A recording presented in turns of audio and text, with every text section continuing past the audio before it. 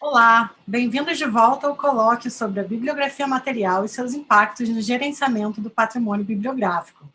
Avançamos agora, infelizmente, para a última palestra do dia e também do evento, após tantas trocas incríveis ao longo desses 2 dias de encontros internacionais, ainda que remotos, nos encontramos todos aqui nesse link para falar sobre esse tema tão importante. Gostaria de pedir para vocês que estão participando, que comentem no chat de onde vocês falam, e ao final nós também estaremos endereçando perguntas ao Dr. Dominique Barry. Agora, enquanto gostaria de apresentar os nossos convidados, né? Então, para falar sobre os desafios contemporâneos da bibliografia material, gostaria de chamar de volta o vídeo-doutor Dominique Barry, que já esteve com a gente ontem, e é professor emérito de História Moderna, História do Livro e das Bibliotecas, na Escola Nacional de Informação e Biblioteconomia, em Villeurbanne, e professor em Ciências da Informação e Comunicação na Universidade Jean Moulin, em Lyon. Durante 5 anos, foi professor de Bibliografia Material na École Pratique des Hautes Études, Ciências Históricas e Filológicas. Até esse ano, foi responsável pelo mestrado em História, Culturas Patrimoniais, Culturas da Escrita e Estudos da Imagem na Universidade Lyon II, e diretor do Centro Gabriel Naudet, da ENSIB, desde outubro de 2015, com a equipe de pesquisa em História dos Livros e Bibliotecas. É membro do Conselho Editorial da Revista Internacional História e Civilização do Livro, e diretor da coleção do Instituto de História do Livro de Lyon, Metamorfose do Livro, publicada pela ANS Edition. Para mediar essa palestra, contamos com um dos organizadores da comissão científica do evento, o Dr. Fabiano Cataldo de Azevedo, que é membro que é professor adjunto da Universidade Federal do Estado do Rio de Janeiro, doutor em História pela UERJ, mestre em Memória Social e bacharel em Biblioteconomia também pela Unirio. Entre 2014 e 2019, integrou o comitê executivo do Rare Books and Special Collections Section da IFLA, a Federação Internacional de Associações e Instituições Bibliotecárias. Entre 2016 e 2019, foi membro do Cultural Heritage Program Advisory Committee. Participa como convidado do Consortium of European Research Libraries, na qualidade de consultor para a América do Sul no âmbito do projeto. É membro do Conselho Editorial da Memória e Arte e professor do mestrado profissional em Preservação de Acervos de Ciência e Tecnologia, PPACT-MAIST, e coordena o grupo de pesquisa Estudos sobre Patrimônio Bibliográfico e Documental. Lembrando a todos, mais uma vez, que utilizem o chat para fazer suas perguntas e não se esqueçam de mencionar o seu nome, de onde vocês estão falando, para que ao final da apresentação elas possam ser encaminhadas ao moderador e conduzidas ao debate. Fiquem atentos também para a divulgação dos links para solicitação de emissão dos certificados digitais. Gostaria, então, de passar a palavra agora para o Dr. Dominique Barry. Merci beaucoup pour cette introduction. Je suis ravi de vous retrouver et j'ai choisi d'évoquer avec vous un dossier sur lequel j'ai travaillé depuis plusieurs années, un dossier sur lequel j'ai travaillé par étapes, qui n'est peut-être pas totalement achevé aujourd'hui, mais qui a l'intérêt pour moi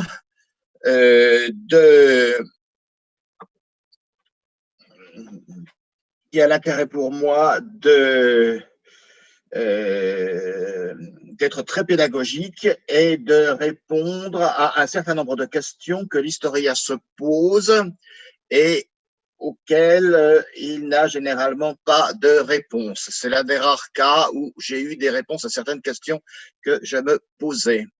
Alors, j'ai un petit problème avec le PowerPoint parce que je n'ai pas appuyé, je pense, au bon moment. Je n'ai pas cliqué au bon moment. Ah, voilà. Donc, tout commence pour moi par une recherche menée il y a plusieurs années sur 2 éditions des œuvres de Frédéric II, roi de Prusse, qui ont été imprimées en 1760 en France, bien évidemment sans son autorisation, et à un moment un peu particulier, puisque à cette époque-là, la France et la Prusse sont en guerre.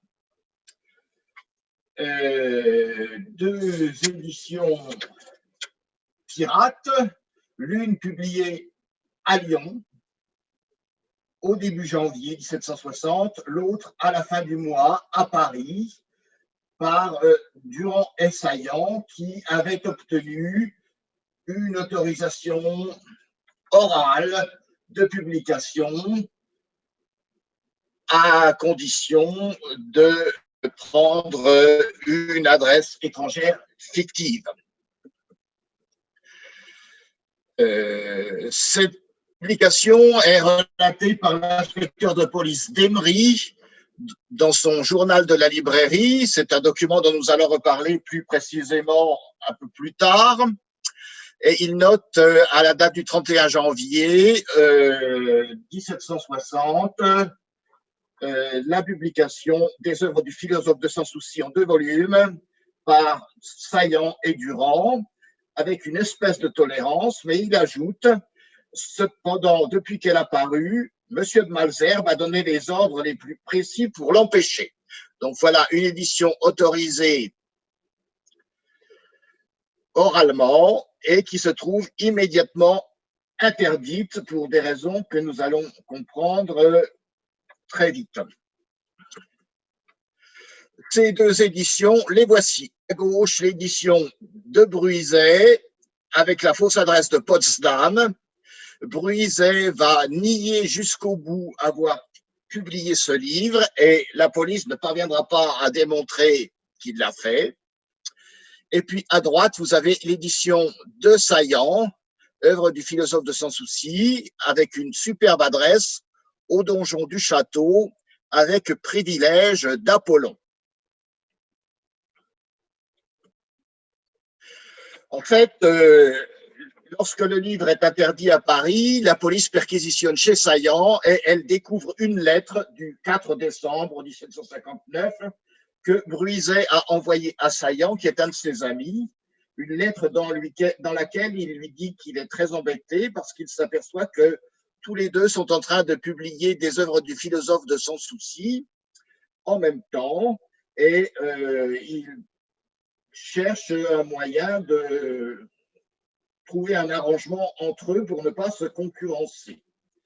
Il explique qu'il a acheté son manuscrit avec d'autres d'un nommé Bonneville. Bien évidemment, la découverte de cette lettre a des conséquences et la police débarque à Lyon chez Bruiset. Il va tout nier. Il déclare cependant être en possession du manuscrit des œuvres du philosophe de Sans Souci, qu'il a acheté d'un nommé de Bonneville, avec un autre manuscrit qui s'intitule Esprit des lois de la tactique. Il a payé le tout pour 3000 livres. Mais il explique qu'il n'a pas publié les poésies de Frédéric II, qu'il ne l'aurait pas fait sans un accord du roi de Prusse. De fait, il les a bel et bien publiés, mais comme je vous l'ai dit, la police n'arrivera jamais à démontrer le contraire. Alors, il a acheté ces manuscrits d'un nommé Zacharie de Bonneville, qui est un personnage sur lequel on sait très peu de choses. Il est descendant par sa mère de la très célèbre famille des Pazzi de Florence, dont une branche s'était établie à Lyon au XVIe siècle. Il est né à Lyon vers 1710. Il a fait une carrière militaire dans l'armée prussienne où il a grade de capitaine. Et puis, il aurait séjourné aux États-Unis, enfin en Amérique, qui ne sont pas encore les États-Unis. Après l'affaire qui nous occupe, il est revenu à Lyon en 1765 et il est mort après 1771, probablement en 1780. C'est à peu près tout ce qu'on sait de ce personnage. Dans le dossier concernant cette affaire, on a une note intéressante du 13 février de M. de Malesherbes, directeur de la librairie, à l'intendant de Lyon, qui représente le roi à Lyon, dans lequel il lui dit: je ne crois pas que nous devions pousser plus loin nos recherches. Vous avez à Lyon un prisonnier arrêté non pour cette affaire, mais à l'occasion de cette affaire. J'ai appris que c'était le ministre des Affaires étrangères qui avait demandé sa détention. D'une part, le corps du délit est l'ouvrage du roi de Prusse. L'accusé est un prisonnier d'État. Ceci devient une affaire de trop grande politique pour que ni vous ni moi ne nous en mêlions sans désordre précis. On apprend donc à cette occasion que l'affaire de la publication des œuvres du roi de Prusse est en fait un prétexte saisi par le ministre des Affaires étrangères de l'époque, Choiseul, pour faire arrêter M. Palissy de Bonneville et l'envoyer à la Bastille. Je vous rappelle que nous sommes en guerre entre la France et la Prusse, et voilà un officier prussien qui se promène à Lyon à ce moment-là. Que vient-il faire? Sinon, probablement de l'espionnage. Donc, bien évidemment, les autorités françaises l'arrêtent et le mettent en prison pour l'interroger. Donc, pour moi, les choses en restent là. Je n'ai pas poussé davantage les recherches sur M. Palissy de Bonneville, c'est un autre sujet, mais il est une question qui est restée pendante dans mon esprit. Qu'est-ce qu'est devenu le manuscrit des lois de la tactique acheté par Bruiset? Il l'avait acheté assez cher, on peut supposer qu'il ne l'a pas laissé dans un tiroir. L'a-t-il publié? Oui ou non? Ou bien cet ouvrage a-t-il été publié, et si oui, par qui? Une première recherche dans les catalogues en ligne français nous fait savoir que ce livre a effectivement été publié en 2 volumes in quarto en 1762, mais à La Haye, chez Pierre Gosse Junior. Or, un manuscrit conservé à Lyon, publié à La Haye, qu'est-ce que cela cache? Il convient donc d'aller regarder cet exemplaire d'un peu plus près. Fort heureusement pour moi, il y en a un à la bibliothèque municipale de Lyon. Cela ne veut strictement rien dire, mais vous allez comprendre bien vite que ça a malgré tout une signification et que ça n'est pas innocent. Je vais donc regarder cet exemplaire en emportant le petit matériel qui m'accompagne toujours dans ce genre de situation, c'est-à-dire une bonne loupe, un mètre-ruban, un miroir, une lampe à ultraviolet, une petite table lumineuse et une feuille lumineuse pour lire les filigranes. C'est l'équipement qui va me servir, et je vais également faire appel aux travaux d'un Anglais qui se nomme Sayce, qui a publié en 1966 un article très important sur la localisation des livres imprimés en Europe entre 1530 et 1800 à partir des pratiques de composition. C'est un article qui a été publié en 1966 et qui a été réédité en 1979 par la Bibliographical Society d'Oxford. Donc, considérons ce premier volume des œuvres du philosophe, des œuvres, de l'esprit des lois de la tactique.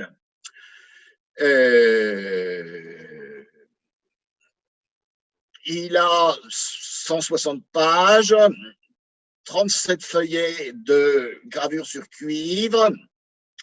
Il est in quarto, signé en chiffres romains jusqu'au milieu du cahier. Signé jusqu'au milieu du cahier, c'est une pratique française, mais normalement, les in quarto sont toujours signés jusqu'au 3e feuillet, ce qui n'est pas le cas ici. Pourquoi? Je ne sais pas. Peut-être pour mieux faire croire que cet ouvrage est effectivement une édition non française mais étrangère. En tout cas, il a une réclame de cahier à cahier. Surtout, il a des signatures que vous voyez avec les petites flèches positionnées très à droite de la page. En petite capitale pour les pièces liminaires et en majuscule, en capitale, pour le texte principal. Et ces signatures sont signées en chiffres romains, ce qui est une pratique française également. Alors, pour le tome 2, c'est la même chose. Réclame de cahier à cahier, signature jusqu'au milieu du cahier, signature en chiffres romains, des caractéristiques très françaises pour un ouvrage prétendument hollandais. Si on s'intéresse maintenant aux papiers qui ont été utilisés, on peut le faire grâce à l'ouvrage de Raymond Gaudriot sur les filigranes et autres caractéristiques des papiers français des XVIIe et XVIIIe siècles. Et là, on va trouver des filigranes Favier moyen ou Favier fin qui renvoient à un moulin à papier d'une région qui touche à l'Auvergne qui s'appelle le Velay. Vous avez là Velay 1732. Là encore, Favier fin cette fois-ci et Favier moyen.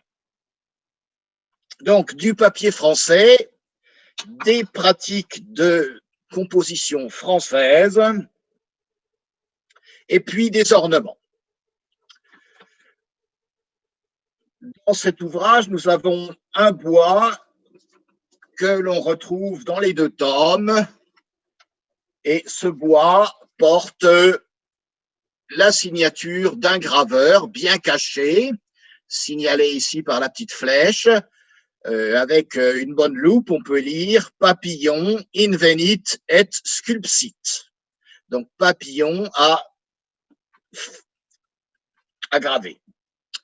Cela nous renvoie à Jean-Michel Papillon, qui a été un graveur sur bois renommé, qui a travaillé pour la Bibliothèque du Roi et pour de très nombreux imprimeurs libraire français, qui a également collaboré à l'Encyclopédie et qui est l'auteur d'un traité sur la gravure. Donc, un graveur, tout ce qu'il y a de plus français. Les autres ornements, nous allons chercher à les identifier grâce aux bases de données qui existent, les bases de données d'ornements à notre disposition. Là, je vais utiliser deux bases de données. La base Fleuron, développée à la Bibliothèque cantonale et universitaire de Lausanne. Puis la base Maglone, développée à Montpellier et hébergée sur le site de l'ENSIB. Et on va trouver dans ces deux bases certains des ornements qui figurent dans cet ouvrage. Et vous voyez que la base Fleuron a catalogué cet ornement Bru 108. Bru étant l'abréviation de Bruiset. Donc voilà un ornement, en voici un autre, en voici un autre, en voici encore un, toujours Bruiset, en voici encore un, là encore toujours Bruiset. Et puis d'autres ornements qui jusqu'à présent ne sont pas dans les bases, mais qui maintenant devraient y être intégrés en étant attribués à Jean-Marie Bruiset, puisque c'est son matériel. Donc, j'étais très content de moi-même. J'avais réussi à montrer que ce livre avait bien été publié, qu'il avait bien été publié par l'acheteur du manuscrit, Bruiset, mais sous la fausse adresse de La Haye-Pierre Gosse. J'en étais là dans mes recherches quand je me suis aperçu qu'il existait à la bibliothèque municipale de Clermont-Ferrand un manuscrit du premier tome de l'esprit des lois de la tactique. Alors, je me suis demandé si c'était le manuscrit originel, si c'était une copie que Bruiset avait envoyée pour examen à une personnalité des environs pour juger de sa qualité avant publication. Malheureusement, les collègues de Clermont-Ferrand ont été incapables de me dire, de me donner des informations sur l'origine de ce manuscrit. On ne sait pas ni quand il est entré à la bibliothèque de Clermont-Ferrand, ni dans quelles conditions, ni qui était le propriétaire précédent. À le considérer soigneusement, on s'aperçoit qu'il est trop bien écrit pour être un manuscrit de travail, et je pense aujourd'hui que, en fait, c'est un lecteur qui s'est fait prêter un exemplaire imprimé et qui l'a recopié à la main pour son usage personnel. Donc, c'est un peu une déception. J'étais quand même assez satisfait d'avoir pu démontrer que Bruiset avait bel et bien publié le manuscrit qu'il avait acheté. Je pensais faire un article, et puis les semaines ont passé, et au bout de quelques mois, machinalement un jour, j'ai tapé sur Google « Esprit des lois de la tactique ». Et là, j'ai vu arriver ceci, une autre édition. La même présentation, titre en rouge et noir, la même gravure sur cuivre au titre, mais cette fois-ci à l'adresse de Leipzig chez Maurice George Weidmann. Alors, vous avez là des photos de l'exemplaire numérisé de Munich. J'ai donc travaillé d'abord à partir de ces numérisations, et puis pour constater qu'on y trouve les mêmes ornements, la même collation, les mêmes ornements au même endroit, les mêmes signatures au même endroit. J'ajouterai les mêmes erreurs de pagination aux mêmes pages.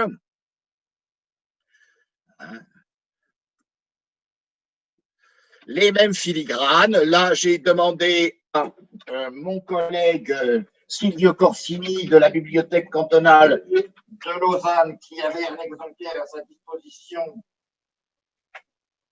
de vouloir vérifier pour moi ce qu'il a fait, et il m'a confirmé que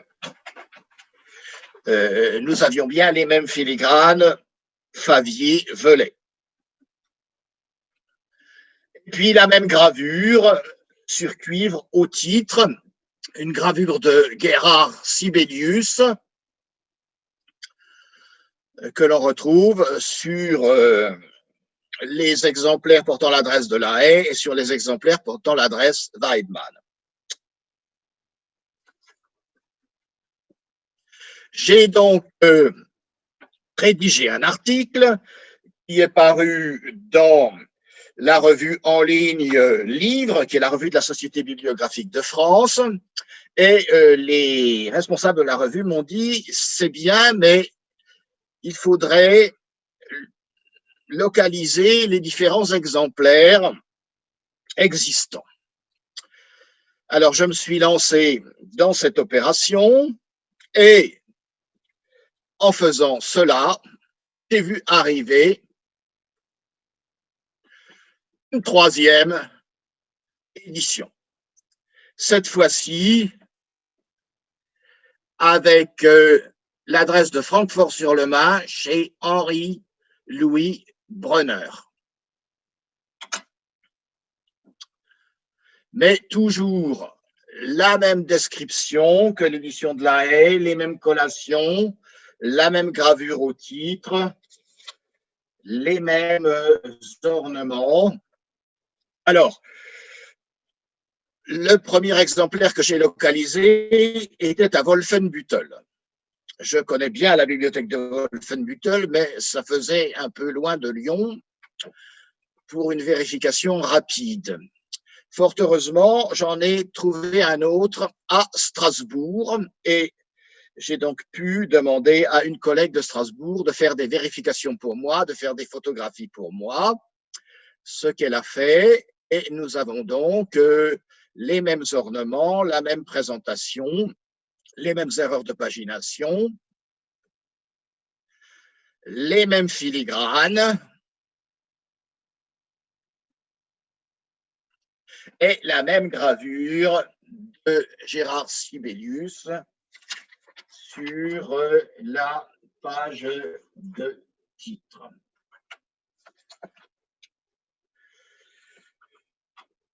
Je vous dirai tout de suite, nous y reviendrons peut-être tout à l'heure, que j'ai localisé 44 exemplaires de l'édition de La Haye, 19 en France, 25 à l'étranger, 7 portant l'adresse de Leipzig et 5 portant l'adresse de Francfort.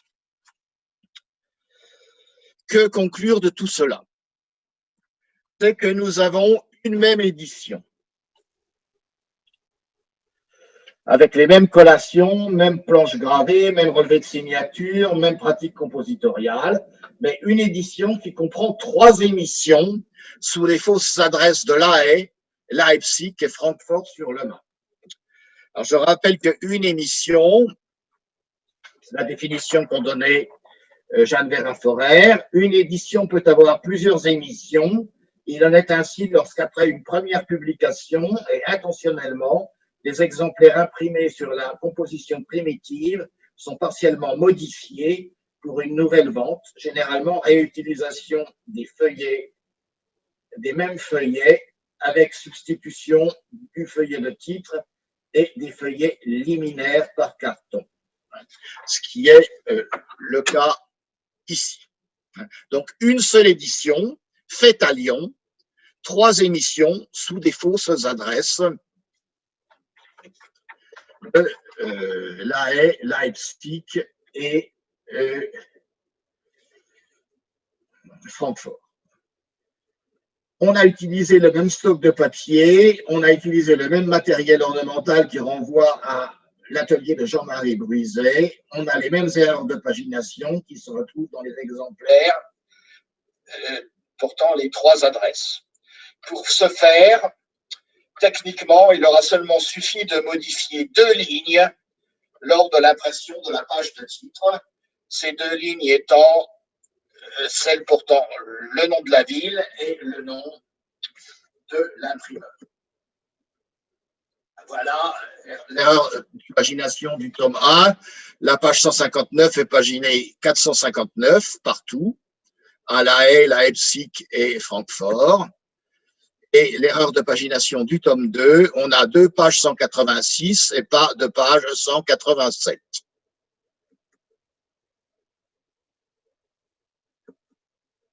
Donc, on peut attribuer sans aucun doute l'impression de ce livre à Jean-Marie Bruiset, et ceci est confirmé par le journal de l'inspecteur de la librairie, Joseph Demery.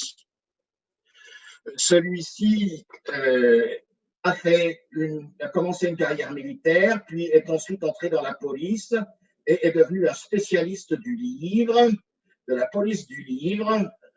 Il a fait de la bibliographie matérielle sans le savoir avant qu'on ne l'invente. Il était capable d'identifier une feuille imprimée simplement en la regardant. Il nous a laissé plusieurs instruments de travail extrêmement intéressants, en particulier un dictionnaire des auteurs, un fichier des auteurs qui a été utilisé par Robert Darnton. Il a laissé aussi un fichier des imprimeurs qui recense 261 imprimeurs français, parisiens, 11 imprimeurs de province et un étranger, Marc Michelray à Amsterdam. Ce sont des fiches de police qui décrivent tout ce que la police sait de ces gens-là. Puis, il a publié également un journal de la librairie entre 1750 et 1769. Enfin, il n'a pas publié, il rédige un journal de la librairie qui est resté manuscrit.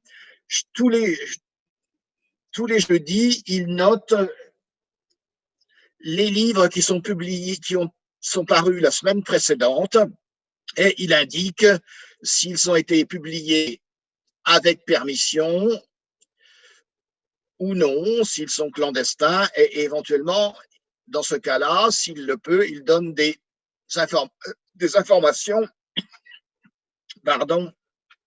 sur les imprimeurs possiblement en cause. Donc, à la date du 17 janvier 1762, il nous signale la parution de l'Esprit des lois de la tactique et il nous signale que cet ouvrage a été imprimé par Jean-Marie Bruizet, imprimeur à Lyon, avec permission tacite. Et ceci, c'est très intéressant.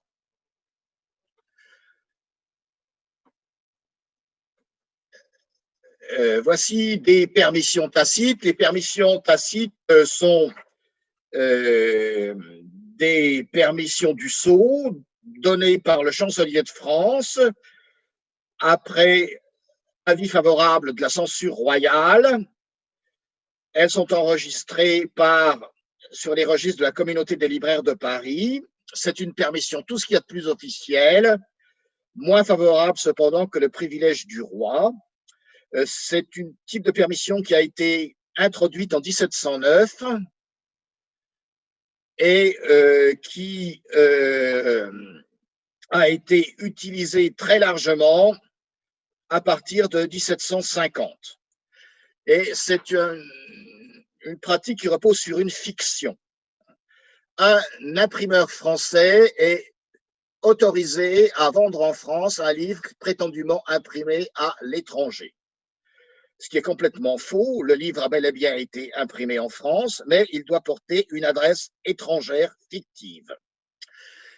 Alors, ces permissions tacites sont très reconnaissables quand elles portent une double adresse, comme c'est le cas sur l'ouvrage qui est à l'écran, en gros à Amsterdam et en plus petit, et se trouve à Paris chez Delalin. Cet ouvrage n'a jamais été imprimé à Amsterdam, mais au contraire, à Paris, il n'est jamais sorti d'ailleurs.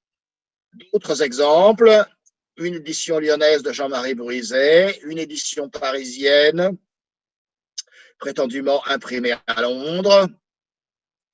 Mais il est des cas où ces permissions tacites n'utilisent pas la double adresse et ont simplement une adresse étrangère fictive, ce qui est le cas pour cette édition de l'Esprit des lois de Montesquieu, faite par Jean-Marie Bruizet, toujours le même, mais qui a une fausse adresse à Amsterdam et à Leipzig, chez Arxté et Mercus. Donc, une édition en 3 émissions, qui est une édition partagée entre 4 imprimeurs, Bruizet et ses 3 collègues. Et la question qu'on peut se poser, c'est ces imprimeurs étrangers dont on utilise le nom, ont-ils donné leur accord ou bien leur nom a-t-il été utilisé à leur insu? En général, on ne peut pas répondre à cette question. Or, dans ce cas-là, c'est possible. C'est un cas à peu près unique. J'ai des informations pour 2 des 3 imprimeurs. J'espère que j'en trouverai pour le 3e. Dans la Gazette de Cologne du 28 mai 1762, c'est-à-dire au moment de la publication, à la dernière page, on trouve en bas une publicité dans laquelle Henri-Louis Brunner, libraire de Francfort, indique qu'il débite un ouvrage nouveau qui s'appelle L'esprit des lois de la tactique, etc., etc. Donc, il revendique comme étant une de ses productions ce livre qui est en fait imprimé à Lyon. Pierre Gosse, sa part, liste dans son catalogue de 1766 notre ouvrage comme étant, là encore, une de ses productions. Voilà, c'est sur 2 pages. Voilà, il signale l'esprit des lois de la tactique et des différentes institutions militaires, ou note de monsieur le maréchal de Saxe, contenant plusieurs nouveaux systèmes sur l'art de la guerre, etc., etc.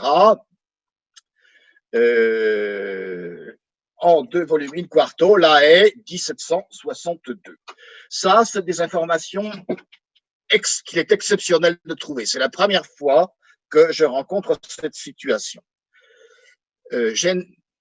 Donc, c'est un cas où on peut dire que les 4 imprimeurs sont d'accord entre eux. Ça n'est pas toujours le cas.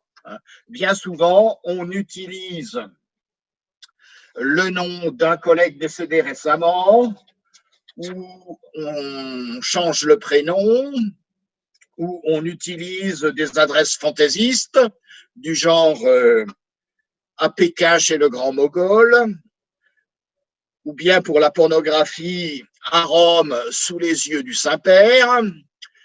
Mais là, dans le cas précis qui nous occupe, nous avons véritablement une collaboration entre les 4 professionnels. Les 2 imprimeurs allemands sont des imprimeurs libraires de grandes villes de foire, et on peut comprendre que Bruizet ait pu avoir des relations privilégiées avec eux. Je vous rappelle que l'auteur, Bonneville, est un officier de l'armée prussienne, donc sa production pouvait intéresser des imprimeurs libraires allemands et un public allemand. Comme je vous l'ai dit, il est très probable qu'ils ont fait tirer un petit nombre d'exemplaires pour leur usage personnel. Le nombre d'exemplaires que j'ai retrouvé, qui est assez faible pour Leipzig et Francfort, semble montrer que la plus grande partie du tirage a été publiée sous l'adresse de La Haye. Donc j'en étais là dans ma recherche, ce qui a été publié sur la revue en ligne de la Société bibliographique de France, lorsque, en juillet dernier, j'ai reçu un catalogue de la librairie londonienne Quaritch pour une foire aux livres qui se tenait au mois de juin à Londres. Et dans cette foire aux livres, il y avait un ouvrage de Jakob Friedrich Bielefeld, Institution politique, qui vous est décrit ici précisément, et surtout, c'est allé trop vite, surtout, il y avait cette photographie. Alors, sur le PDF, c'était pas très facile de voir, mais sur cette photographie, il y avait quand même une gravure de la page de titre qui m'a attiré l'œil, parce que je l'avais déjà vue quelque part. Elle ressemblait à quelque chose que je connaissais, et qui était la gravure de l'esprit des lois de la tactique. J'ai donc localisé un exemplaire de cet ouvrage. Malheureusement, jusqu'à présent, compte tenu des circonstances, je n'ai pu le voir que sur des exemplaires numérisés qui se trouvent sur Gallica. Je n'ai pas pu aller vérifier les filigranes encore. Donc, on a un titre en rouge et noir et l'adresse de à La Haye chez Pierre Gosse.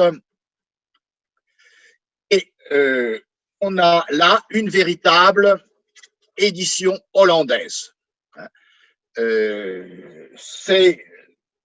On peut s'en apercevoir par le fait que, là encore, nous avons des quartos qui sont bien signés jusqu'au 3e feuillet sur 4, comme le veulent les pratiques traditionnelles. On a une signature, non pas à droite comme en France, mais en plein milieu de la page.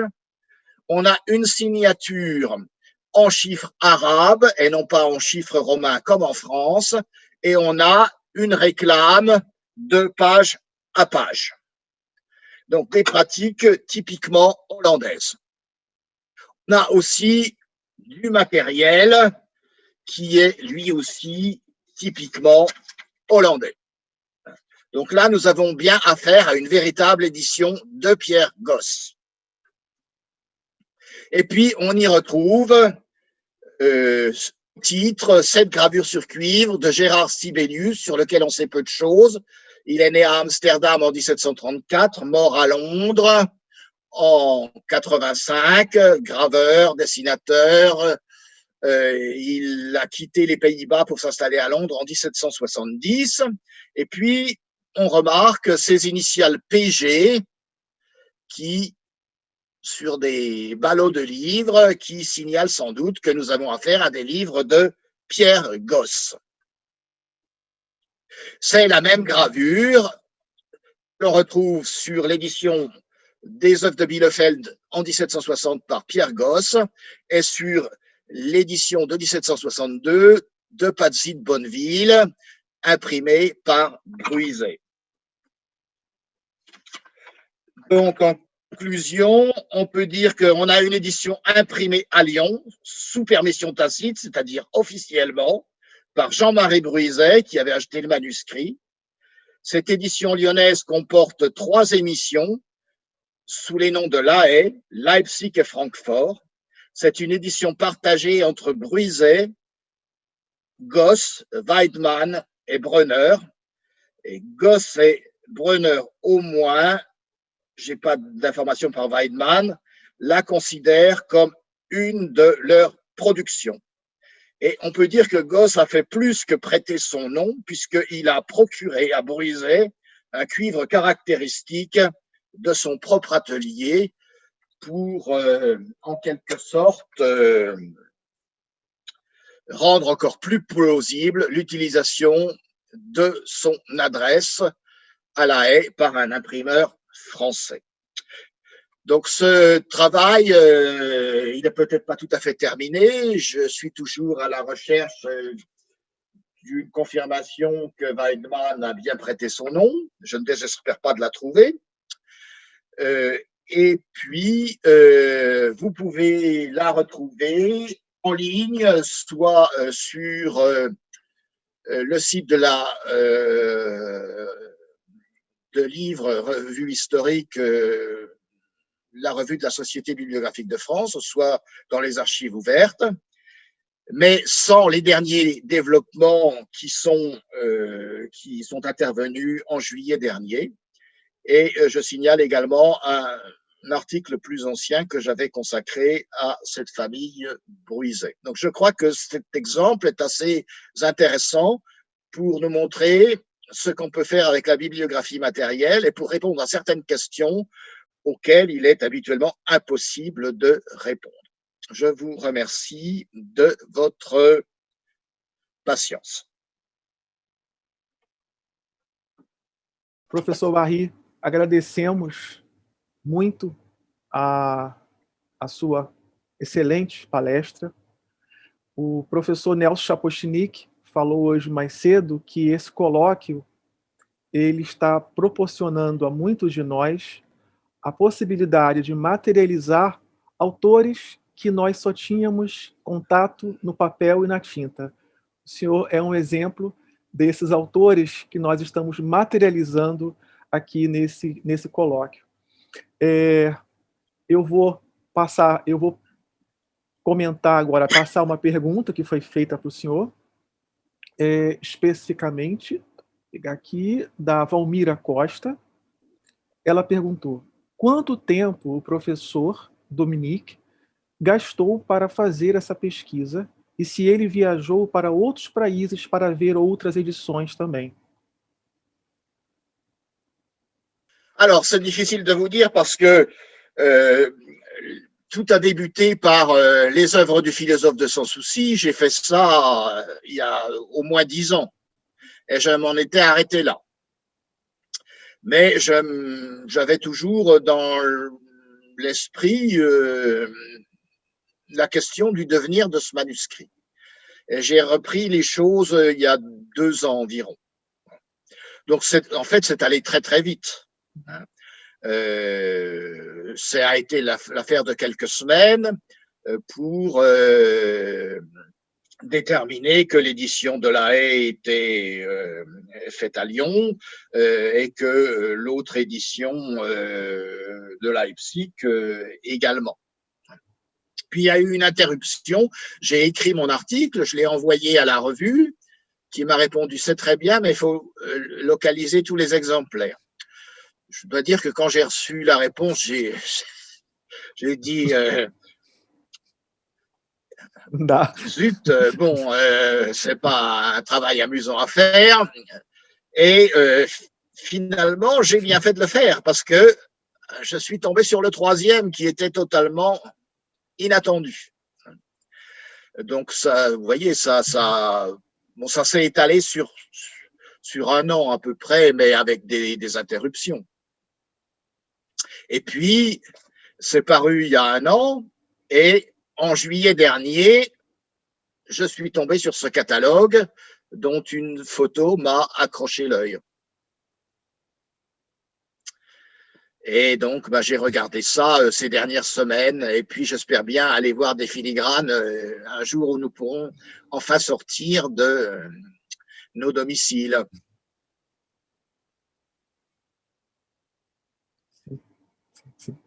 Esperamos todos que seja muito rápido.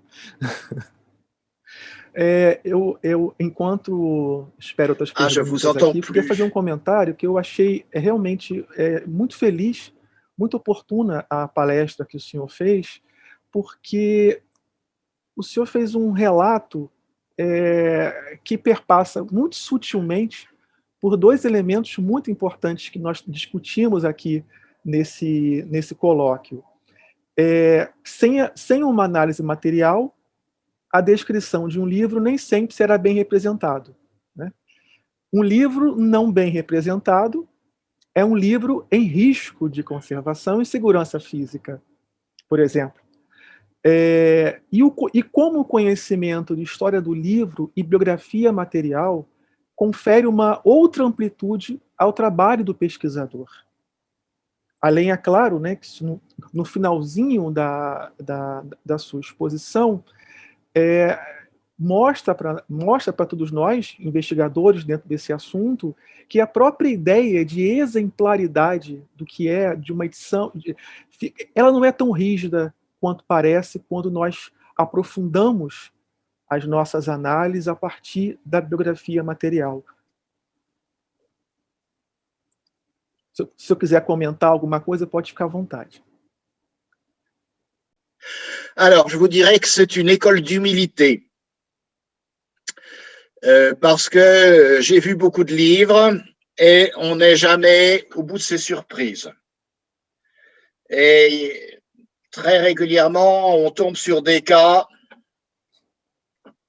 problématiques qu'on n'avait encore jamais vus. J'ajouterai une autre chose que j'aurais voulu dire ce matin, que j'ai oublié de dire, c'est qu'un élément pris isolément n'a jamais aucune signification. C'est toujours la convergence de plusieurs éléments qui va vous amener vers un verdict, vers une décision. C'est ce que je disais tout à l'heure. Qu'il y ait un exemplaire à Lyon, ça ne veut rien dire. Mais une fois que j'ai démontré que c'était une édition lyonnaise, ça paraît évident. Ça a été fait à Lyon, il y a des exemplaires à Lyon. Obrigado. Donc voilà ce que je peux vous dire très modestement. Je crois qu'il faut voir beaucoup de livres. Il faut manier les livres, il faut regarder les livres en se posant des questions. Il y a quelques règles de base et puis après, infiniment d'exceptions. Et c'est la pratique. C'est la pratique qui vous apprenez sur le tas. Et vous n'êtes jamais au bout de vos surprises.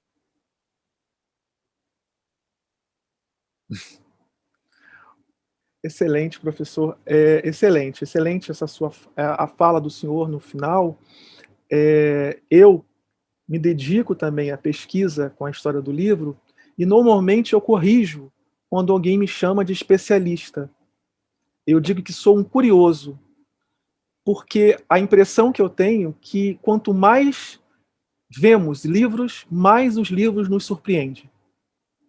E essa fala do senhor que requer realmente uma humildade, né? É sempre essa impressão de que quanto mais vemos, talvez até menos conhecemos. Os livros sempre vão surpreender por conta da multiplicidade de tipógrafos e de como os tipógrafos exerciam a sua atividade, né?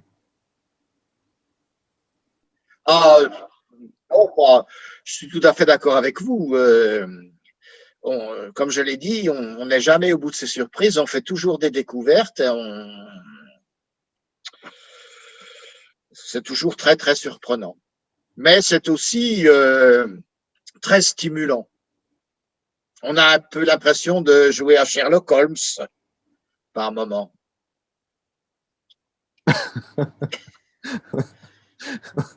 Exatamente.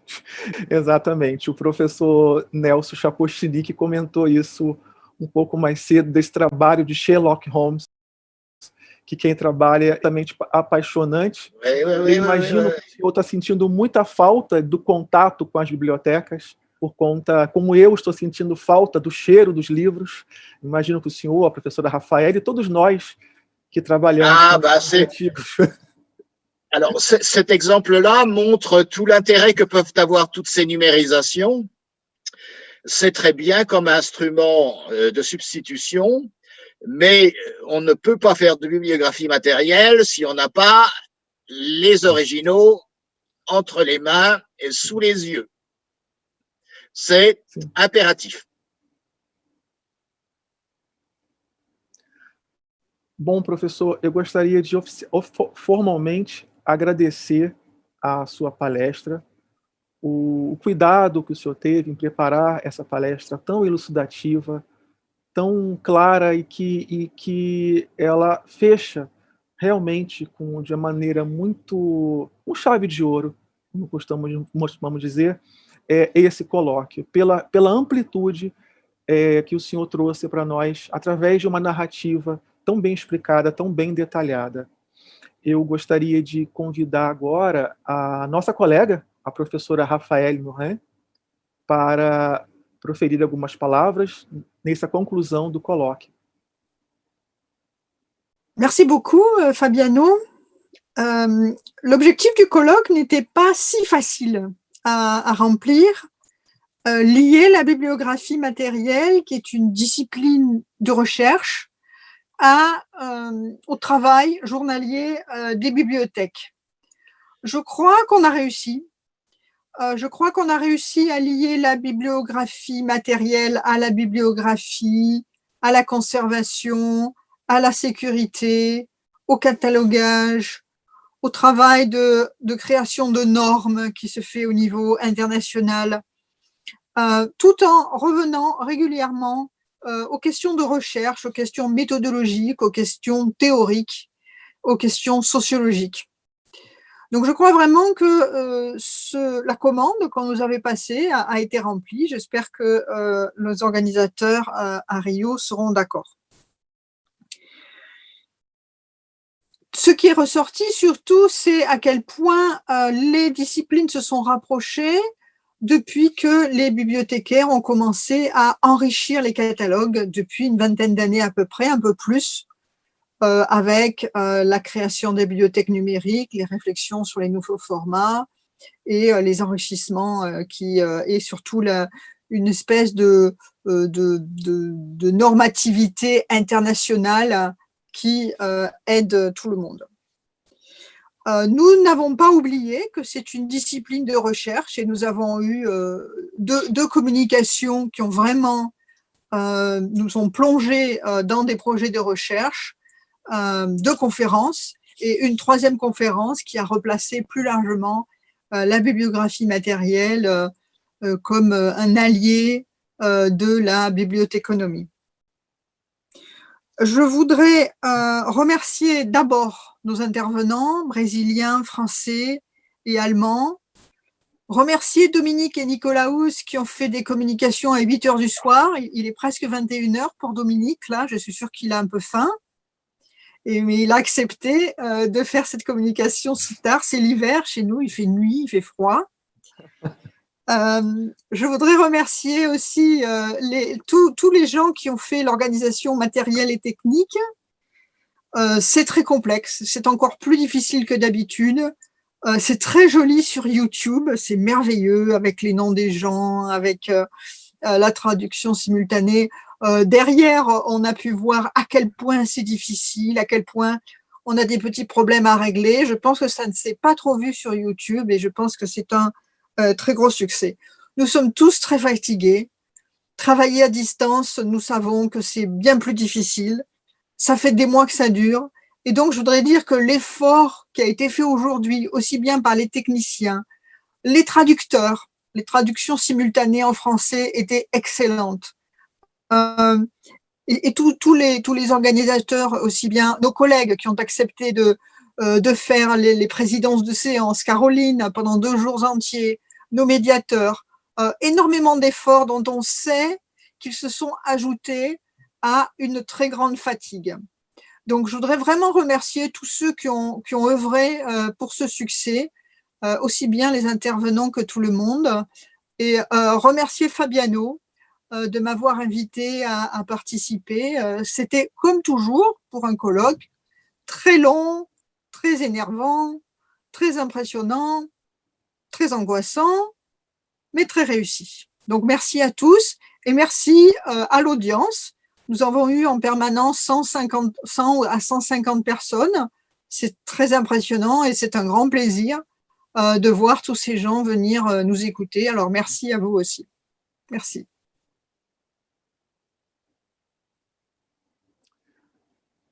Obrigado, Rafael. Obrigado. Queria só falar algumas palavras nesse encerramento do colóquio, né? E eu fiquei lembrando aqui do que eu disse na abertura. Eu disse uma frase na abertura desse colóquio. Eu vou repetir aqui. Crer que a bibliografia material é uma ciência obsoleta, diletante, exclusivamente teórica, distante da realidade prática da gestão de uma biblioteca e algo pouco condizente com o universo digital é um equívoco. Eu imagino que depois desses 2 dias de evento, essa minha observação ela esteja um pouco mais completa e concreta, melhor dizendo, e também, ou pelo menos deixou uma semente entre todos que puderam assistir aqui esse colóquio. Particularmente como professor também, eu gostaria de destacar muito a fala, a primeira palestra do professor Alentejo, onde ele comenta a questão do ensino de bibliografia material, de história do livro, porque eu acredito que falar do futuro do patrimônio bibliográfico, realmente do futuro dele, é sine qua non falar do ensino. Na educação continuada, com certeza, mas sobretudo na graduação de cursos que lidam diretamente com o patrimônio. Eu me lembrei também aqui de umas palavras do professor David Pearson, no encerramento do ciclo de palestras As Marcas de Proveniência, Cultura Material. David Pearson, ele disse que, dentro desse contexto que nós estamos vivendo, de pandemia, de distância das coleções, temos que pensar que uma coleção de uma biblioteca, dentro de uma coleção de uma biblioteca, o patrimônio se manifesta não só pelos autores e pelos títulos, mas também por cada exemplar que está dentro daquela biblioteca. Então, isso é realmente necessário a gente considerar isso, né, ao final desse colóquio. Penso também que, no contexto dessa aplicabilidade contemporânea, que nós, né, os desafios contemporâneos da memória, que é esse título tão feliz que o Goethe e as bibliotecas francesas deram para esse evento, no contexto dessa aplicabilidade contemporânea da biografia material, é curioso que eu percebo, acredito que a Rafaele também, percebo que a biografia material em si, ela quase não se... Dentro da nossa área, biblioteconomia, ela quase que não se sustenta sem duas disciplinas que muitos, lamentavelmente, acham defasadas ou deslocadas dos interesses da economia contemporânea. Que disciplinas são essas? A história do livro e a catalogação, ou a representação descritiva, como muitos chamam. Eu acredito que sem essas duas disciplinas, ainda que tenhamos uma máquina muito moderna, nada vai adiantar, né? É o que eu penso particularmente. Eu gostaria muito de agradecer também a Rafaele por ter aceitado. Eu acho que eu realmente não daria conta dessa empreitada sozinho. Eu aprendi muito com a Rafaele, tanto no que diz respeito à biografia material, quanto também na própria organização de um evento científico desse porte, com tanta complexidade, como nós vimos. E parabenizo mais uma vez os organizadores, endosso a fala da Rafaele, eu espero, assim como ela, que nós tenhamos cumprido o nosso papel, né? Cumprido o convite tão honroso que nos fizeram. E, por fim, este evento, realmente, nós tentamos evidenciar que não é necessário apagar uma prática para que outra exista.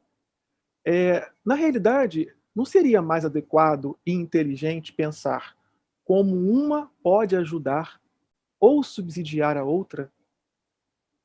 Eu acho que, como agentes do patrimônio bibliográfico e documental, o nosso papel é seguir, como eu disse no início, como arautos a pregar este assunto por nossas pesquisas e também pelas nossas ações. Muito obrigado. Muito obrigada a todos. Obrigada ao Dr. Cataldo, à doutora Morin, pela organização enquanto comissão científica. Muito obrigada ao Dr. Varli também por sua fala e para todos que compartilharam conhecimento conosco através dessa plataforma digital de encontro, que ainda que estejamos longe, estamos muito próximos aqui nesse espaço. Durante esses 2 dias de evento, contamos com convidados nacionais e internacionais para discutir a bibliografia material e os desafios contemporâneos da memória. Para todos que preencheram os formulários para a emissão de certificados, que teve o link divulgado no chat ao longo do evento, informamos que receberão digitalmente seu documento até o dia 20 de dezembro. Finalmente, eu gostaria de agradecer a disponibilidade e o interesse de todos os convidados e também de todos os participantes, bem como o trabalho dos intérpretes de alemão, francês e libras, que permitiram a ampliação do alcance desse conteúdo. Esse evento foi gravado e será legendado e disponibilizado posteriormente nesse mesmo canal do YouTube. É sempre triste terminar um evento tão incrível quanto esse, mas eu deixo aqui meus agradecimentos. Meu nome é Carolina Matos, estive com vocês ao longo dessa jornada e até a próxima. Obrigada.